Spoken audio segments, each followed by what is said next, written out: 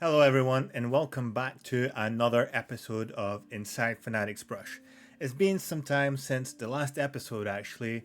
Had a bit of a break obviously between the winter and the spring split that has just started back last week. The format has changed however this time in the LEC where we've gone into the Fearless draft but into best of threes instead of best of ones. Fnatic has also brought in a new addition with Duffman, who used to be on G2 previously and working with Grabs. They're finally reunited and bringing a bit more strength and analytics into the staff that needed it quite dearly. On the first week opener of the new LEC format and into the spring split, Fnatic actually starts with two best of threes. The first one against JX and then on SK on the final day. First, let's focus onto JX and facing again our brother in arms, Noah and June.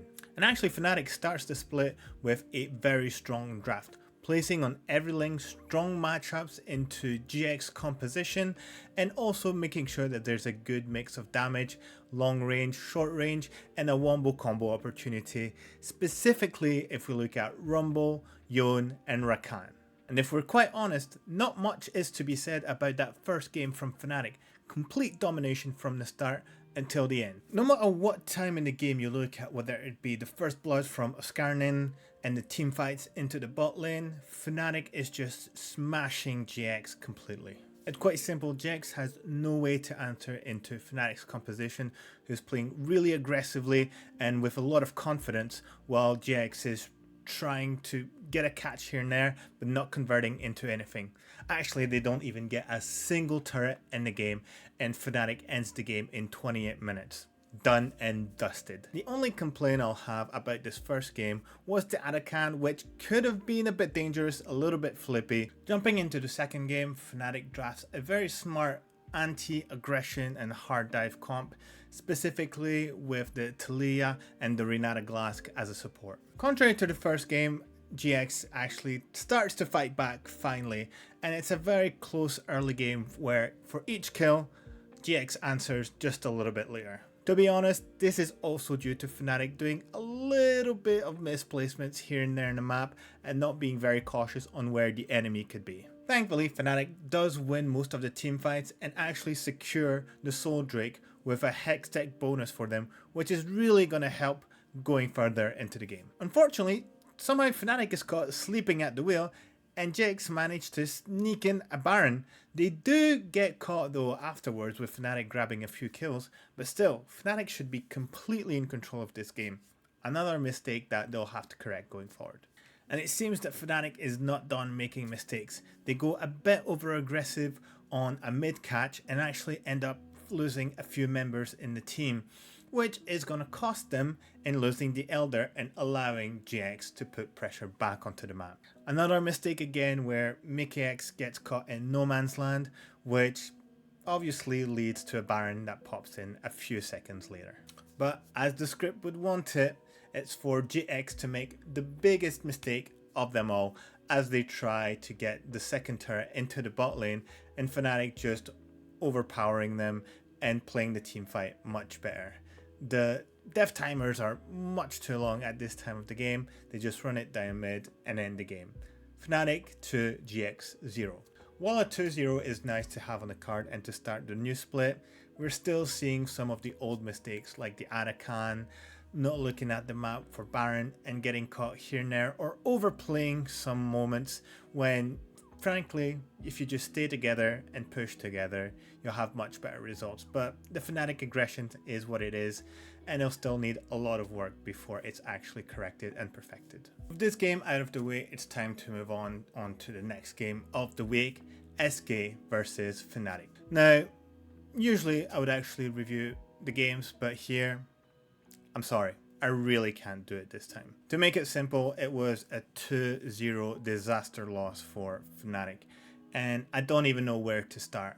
Whether it be Grab's statement about the energy from the players going into the game, from the mistakes over and over looking like my solo queue teammates, and some players in particular that looked like they just didn't care by the way they were playing on the Rift. Usually I'm not one to point out the mistake of a specific players because it's a team game, but man, humanoid.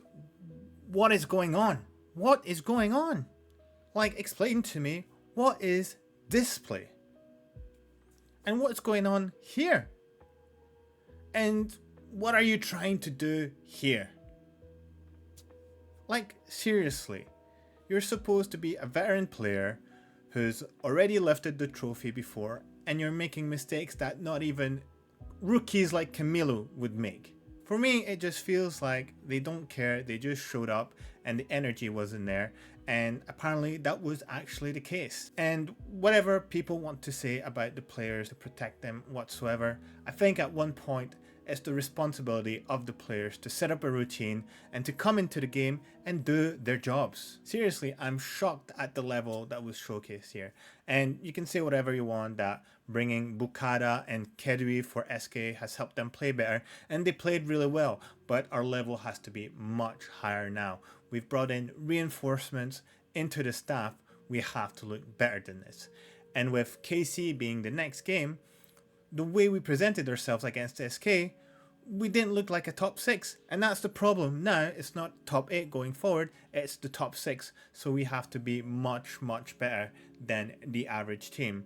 And now that we're looking at teams like Rogue who are playing much better, it looks like the league is actually going to become closer in the end. I'm still willing to gaslight myself and say maybe this was a one-off situation and they will play much better and they might actually win the series against KC, but to be honest, this is not reassuring at all when I'm seeing players who are supposed to be professionals, who are supposed to be veteran in the field, come in and flip a coin on whether or not they feel like showing up on the Rift. I really hope that this doesn't happen again.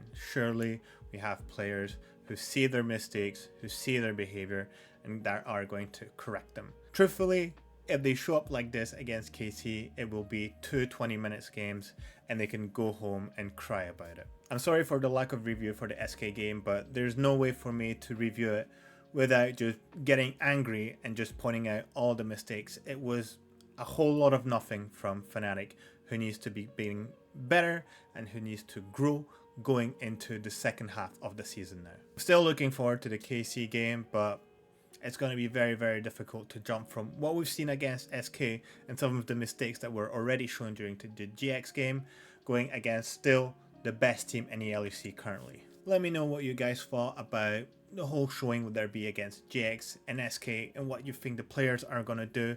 Are they going to show up against KC? I don't really know at this point. But anyways, thank you for tuning in once again. A bit of a shorter one this time, and probably shorter again for next week as we'll only have the KC game to review. Appreciate you guys coming here, and as usual, always Fnatic. Bye bye. Thank you.